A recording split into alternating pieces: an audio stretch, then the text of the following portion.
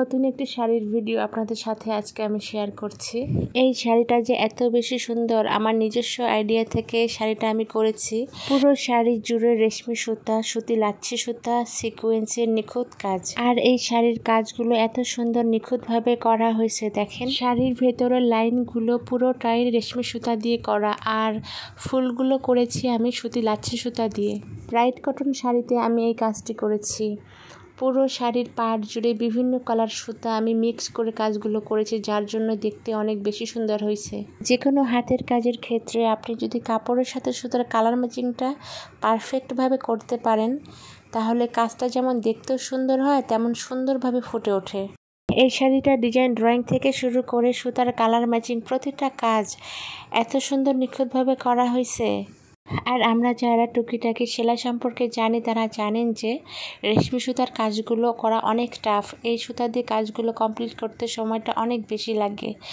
সুতি লাচ্ছি সুতার মতো কাজগুলো এত দ্রুত হয় না। হ্যাঁ, আর এই শাড়িটা পুরোটাই আপনার হচ্ছে রেশমি সুতা দিয়ে করা। ফুলগুলো আপনার হচ্ছে যে সুতি লাচ্ছি সুতা দিয়ে করেছি। শাড়ির আঁচলের এই টার্সেলগুলো আপনার হচ্ছে যে রেশমি সুতা দিয়ে করেছি।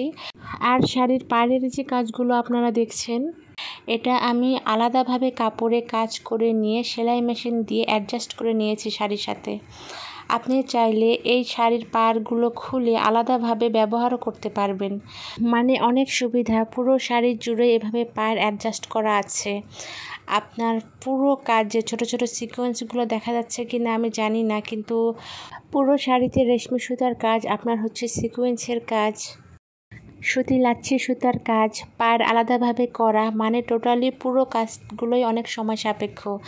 আর শাড়ির হাফ বডিতে আপনার এইভাবে সিল্ক সুতার প্লেন কাজ থাকবে। শাড়ির ভেতরে যে লাইনগুলো দেখছেন, এগুলো আমি কাঁথা ফোর দিয়ে করে নিয়েছি। হাতের কাজ মানে সময় সাপেক্ষ, আর কতটা সময় ও শ্রম দিলে এই ধরনের শাড়িগুলো কমপ্লিট করা সম্ভব।